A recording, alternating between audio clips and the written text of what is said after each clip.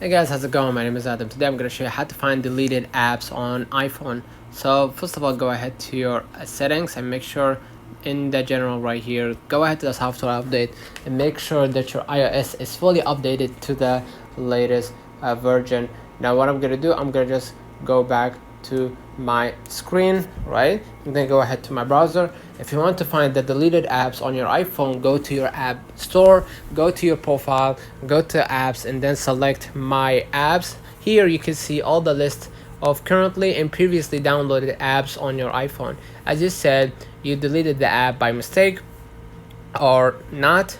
In that case, you can go to the not in this iPhone tab and check the list of apps to see which one you deleted by mistake. So go back to your screen and then go ahead to your App Store or Google Play, click on your profile icon at the top right, and then click on your apps, right, on my apps, and here you're gonna see all the iPhone apps right here that you downloaded, right?